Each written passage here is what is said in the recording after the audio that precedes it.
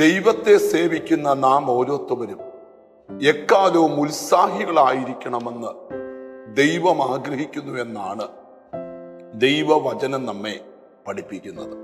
ഇന്നത്തെ ചിന്തയ്ക്ക് ആധാരമായി റോമർക്ക് എഴുതിയ ലേഖനം 12-ാം അധ്യായത്തിന്റെ 11-ാമത്തെ വചനമാണ് ഇന്ന് നമ്മൾ ചിന്തിക്കുന്നത്. ഉത്സാഹത്തിൽ മടിപ്പില്ലാതെ ആത്മാവിൽ എരിവുള്ളവരായി കർത്താവിനെ സേവിപ്പീൻ. കർത്താവിനെ എങ്ങനെ സേവിക്കണമെന്ന് ധന്യനായ പൗലോസ്ലീഹ വെളിപ്പെടുത്തി തരിക.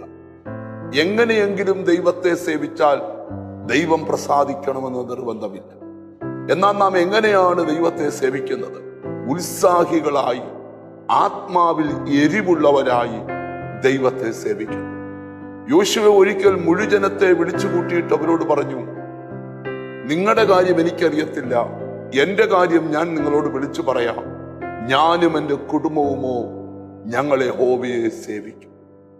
മലാഖിയുടെ പ്രവചനം നാം പഠിക്കുമ്പോൾ ദൈവത്തെ സേവിക്കുന്നവനും സേവിക്കാത്തവനും തമ്മിൽ ഒരു വ്യത്യാസമുണ്ട്.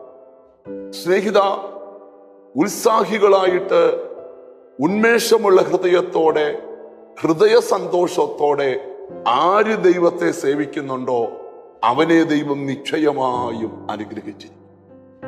ദൈവത്തെ സേവിക്കുവാൻ ഓരോരുത്തരും കാണിക്കുന്ന ആ നല്ല മനസ്സാണ് അവന്റെ ജീവിതത്തിൽ അനുഗ്രഹം കൊണ്ടുവരുന്നത്.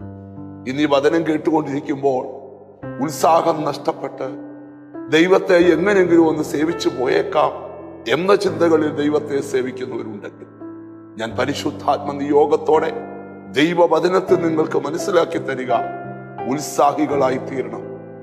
ദൈവത്തെ സേവിക്കുന്ന കാര്യത്തിൽ തീഷ്ണതയുള്ളവരായി തീരണം. ഇവിടെ എഴുതിയിരിക്കുക, ആത്മാവിൽ എരിവുള്ളവരായി ദൈവത്തെ സേവിക്കണം. യഹൂദാബാലന്മാര് പറഞ്ഞു, ഞങ്ങൾ സേവിക്കുന്ന ദൈവം ഞങ്ങളെ വിടുവിച്ചാലും ഇല്ലെങ്കിലും രാജാവ് നിർത്തിയ വിഗ്രഹത്തെ ഞങ്ങൾ നമസ്കരിക്കുകയില്ല. കണ്ടോ, ദൈവത്തെ സേവിക്കുന്നതിനുള്ള ആ തീഷ്ണത കണ്ടോ? അവിടെ അവരെ രാജാവ് തീച്ചൂളയിലേക്ക് വലിച്ചെറിഞ്ഞെങ്കിലും സ്തോത്രം, അവർ സേവിക്കുന്ന ദൈവം അവരെ ആ തീച്ചൂളയ്ക്കകത്ത് നിന്ന് അത്ഭുതകരമായി പുറത്തു കൊണ്ടു. എന്താണത് കാണിക്കുന്നത്?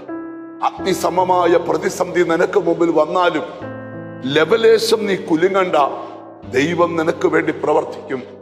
ഈ ദിവസങ്ങളിൽ നമുക്ക് ഉത്സാഹത്തോടെ ദൈവത്തെ സേവിക്കാം. കണ്ണുകളെ അടച്ച് പ്രാർത്ഥിക്കാൻ. ഞങ്ങളുടെ കർത്താവേ, സ്വർഗസ്ഥനായ പിതാവേ, അങ്ങയെ സേവിക്കേണ്ട പോലെ സേവിക്കുവാൻ നിന്റെ മക്കൾക്ക് മനസ്സ് കൊടുക്കണം.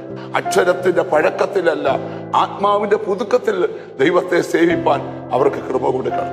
എന്നോട് ചേർന്ന് പ്രാർത്ഥിക്കുന്ന മക്കളെ നിന്റെ നാമം ചൊല്ലി പിതാവിന്റെയും പുത്രന്റെയും പരിശുദ്ധാത്മാവിന്റെ നാമത്തിൽ അനുഗ്രഹിച്ച് പ്രാർത്ഥിക്കുന്നു. അവർ അനുഗ്രഹിക്കപ്പെടട്ടെ, യേശു ക്രിസ്തുവിൻ നാമത്തിൽ തന്നെ ആമേൻ. ആത്മാവിൽ എരിവുള്ളവരായി നമുക്ക് ദൈവത്തെ സേവിക്കാം. God bless you.